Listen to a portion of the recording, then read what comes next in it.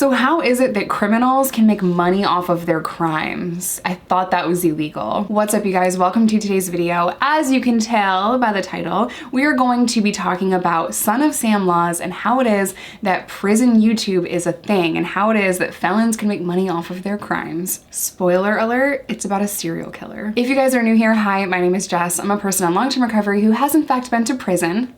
If you guys want to follow me on any other social media platform, TikTok, Instagram, Patreon, that's $2. It's only ever going to be $2. All of that is linked down below, as well as my vlog channel and my podcast. But we have a lot to go over today, so let's just kick this thing off.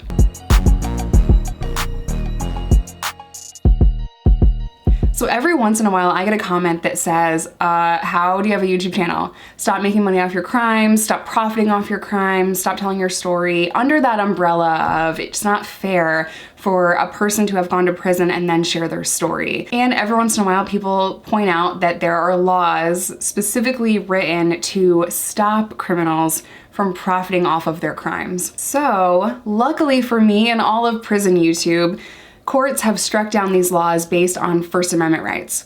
Basically, you're never gonna stop me. If you wanna stop me, you're gonna have to kill me. Hashtag Ruth Langmore. No, so it is unconstitutional to silence people from telling their stories after they've gone to prison. But where did that come from? Well, this is in reference to what is called the Son of Sam laws. Son of Sam is in reference to serial killer David Berkowitz. So that's what we're gonna talk about today. We're gonna talk about David Berkowitz and his story. But essentially he was, one of the first to go to prison and it be a highly publicized case, and then he started to make money off of interviews. And people were really pissed off about that because he had a lot of victims and fair. Just to backtrack a little bit, some people think that you can't make money off your crimes while you're in prison, but once you leave prison, you can.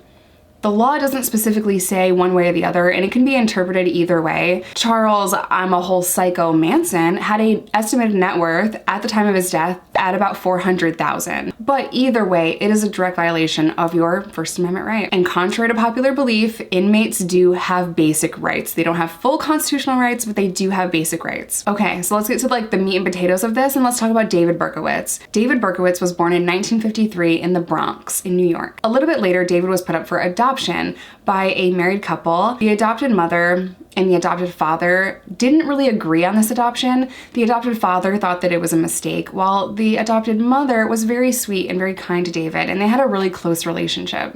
Now, I don't know if this is noteworthy or not, because there's no evidence to prove that this impacted this other thing, but when David was 7 years old, he was actually hit by a car. Not long after that incident, he started fires around his neighborhood. That love of fires, yeah, that matters later. So remember that. But he used to set fire to bugs and then eventually would start small fires around the neighborhood. David didn't really have any friends. He was introverted, isolated, and now he likes fires and so not off to a good start. Fast forward 10 years, David is 17 years old, and unfortunately his mom, his adopted mom, developed cancer, and David had to watch her slowly die, and that was very painful for him because at that point that was the only close relationship that he had. He had no friends, he had no social life. The adopted father really didn't have any interest in him at all and thought the whole adoption was a mistake. I mean, that's an awkward family dynamic at the dinner table, you know what I mean? Yeah, bro. Well, in 1971, David signed up for the army and he went to Korea, and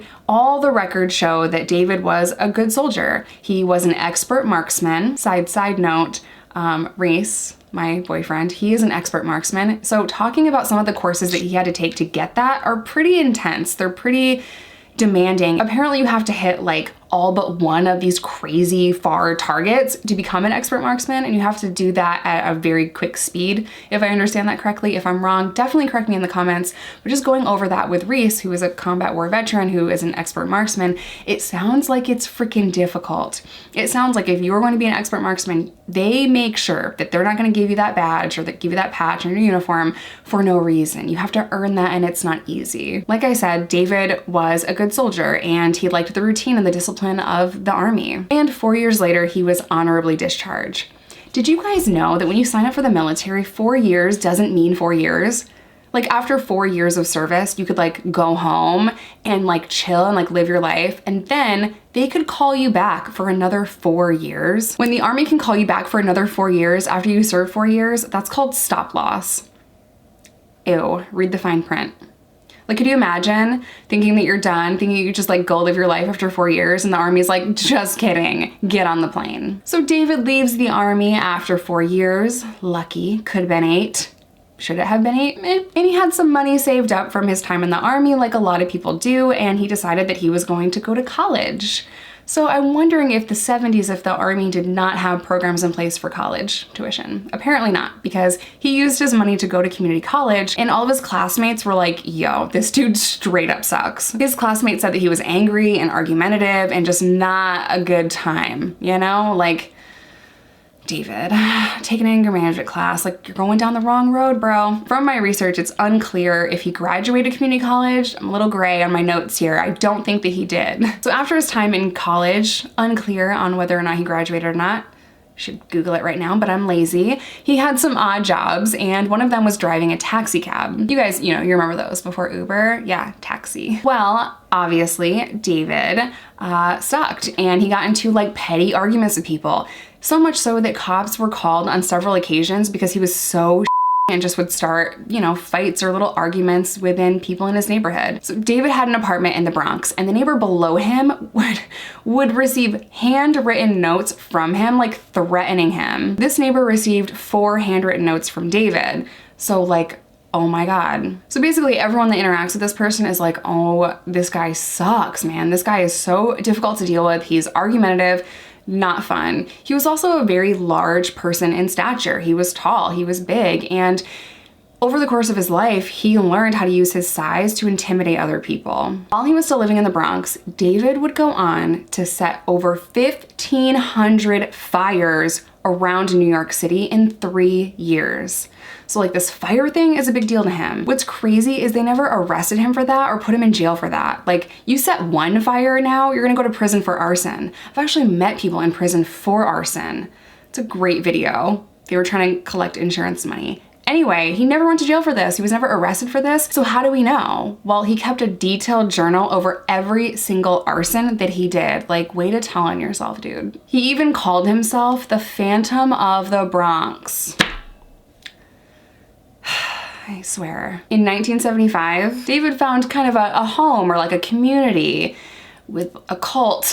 The cult was called the Church of Satan. Just red flags, you know what I mean? If you go into someone's house and they have books about, the Church of Satan, just leave as quickly as you can. You know what I mean? Like, say anything to get out of that room, because this is not a stable human being. So David also believed that he was being controlled by evil spirits, and these evil spirits told him to do things, which is super important later. Well, this dude, maniac, straight up wanted to hurt people. Well, in November 1975, David found his first victim, a 15-year-old girl by the name of Michelle Foreman. He came up to her, stabbed her a bunch of times, and luckily she was able to fight her way out of that encounter and get away from him. This is kind of where David goes kind of crazy. January of 1976, David moves to Yonkers, New York, and his neighbor, a guy named Sam, owned a dog that barked incessantly. And like, okay, super annoying, right? Especially if it's an apartment building and you can hear a lot of stuff. If this dog is barking all the time, you would go crazy, figuratively speaking, because it would drive you nuts, right? David was so bothered by this constant barking from this dog that he tried to kill it with a Molotov, I can't say this thing, Molotov cocktail, I can't say it. Words are hard, okay? And when that didn't work, he ended up shooting this guy's dog. A dog, like, but this neighbor's name was Sam. And eventually David would go on to call himself the son of Sam. That's where that comes in, from this barking dog that he killed. Now, David said that the reason why he had to kill this dog that barked nonstop is because the barking, they were commands to kill people. I know. In June of 1976, David gets an arsenal of guns. He gets a .44 revolver, a shotgun, a couple of rifles, an AR-7, and he just arms himself up because he is basically going to go on a killing spree. July 29th, David finally takes his arsenal of weapons, and he's just kind of walking around, and he sees these 2 girls, Loria and Donna. They were just sitting in their car parked, and David went up to the car, shot a few bullets into the car, and it killed Gloria instantly. Donna was shot in the thigh, and she would tell cops later that this person that did this was around 5'8". He weighed about 200 pounds, white guy, curly black hair. David waited until October to do the same thing. There were two people in the car, Carl and Rosemary, and just like David had before, he walked up to the car, opened fire, and they were both hit. What's crazy is Carl was hit in the head and Rosemary was also hit. They both survived at point blank range. Cops would say later that they thought that David thought that these two people were both female because Carl had like shoulder length longer hair. November 27th of 1976, David sees two women walking in Queens. He approaches them in military gear, opens fire, hitting both of them. One survived without any permanent injury, but the other was paralyzed. So now we have several instances where there is a man on the loose randomly shooting young people that he probably believed were all female. What do we do? People were freaking scared, you know? They were like, where is this crazy man coming from? How do we stop him? Are we safe?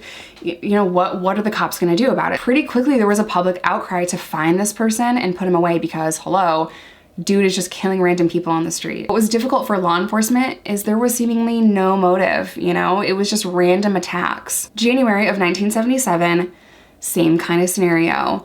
A couple was sitting in their car and a guy comes up, opens fire. They were able to speed away, but unfortunately, the woman in this instance, Christine, she died later of her injuries. So we have another attack. Seemingly no motive, but there is a common thread here. All of the victims were shot with a .44 caliber revolver.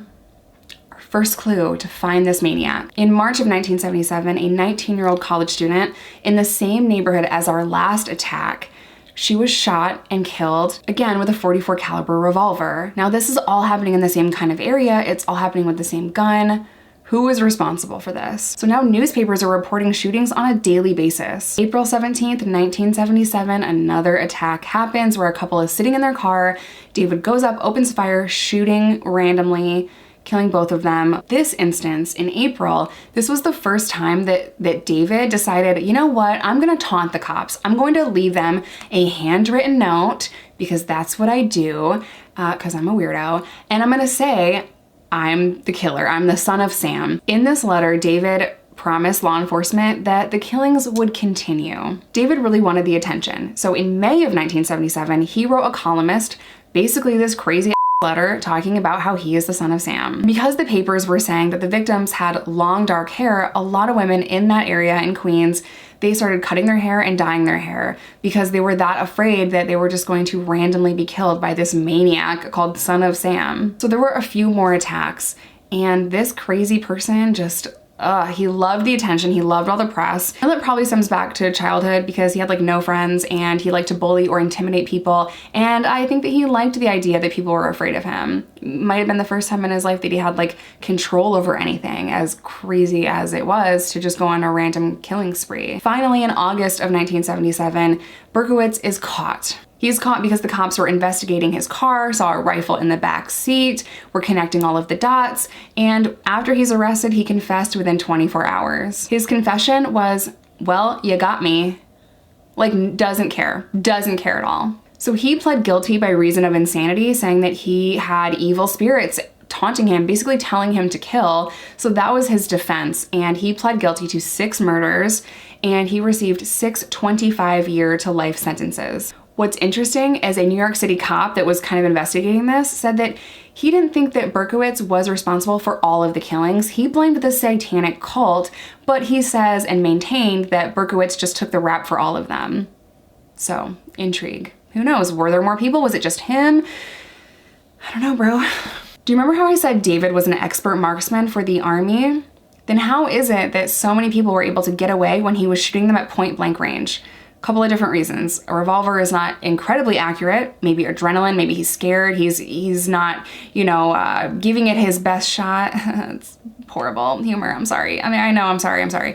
But it could be a combination of all of that as well as the want to make people suffer. I think it's a deeper thing. I think that he intentionally did not kill people immediately. I think that he wanted them to get away. I think he wanted them to suffer more. So David Berkowitz is still alive. He's like 67 or 68 years old, and he is still in a maximum security prison in upstate New York. And because of all of that, that is the reason why people think that criminals can't profit off of their crimes. Because after he was arrested, news sources and media, they wanted to reach out to him to share his story. It's also really important to note here that if we limit people going to prison and we silence them and we limit them from telling their story, we could really lose out on valuable information to find victims. So the money is a really good motivator to people that are in prison that might have prior knowledge to other crimes, or maybe they are serial killers like David Berkowitz and there are missing people or people that were never found. So the money is a great incentive for people to say, you know what? I got life in prison. Let me tell you my story, compensate me for it, and I will help you find that last victim or these victims over here, or I have knowledge for this. The money is also a really good motivating factor for us to be able to learn about serial killers so that we can understand what drove them to do that. It's a huge component to abnormal psychology. A lot of the interviews that we've had with serial killers like David Berkowitz are valuable resources to understanding the psychology of killers. And a lot of that wouldn't have happened if we went above and beyond to attempt to silence them and not pay them for really important testimony, really important interviews, because those interviews are key pieces to understanding just how evil some people are and what happened in their life. And that information, very valuable. All right, you guys, I'm gonna end today's video here. I really hope you learned something. If you want me to continue filming these kinds of videos, just let me know in the comment section down below. Be sure to subscribe if you have not done so already. But I'm gonna end today's video here. As always, I love you guys. Stay safe, stay in recovery, whatever that looks like to you. This channel is not at risk, and I will see you guys in my next one.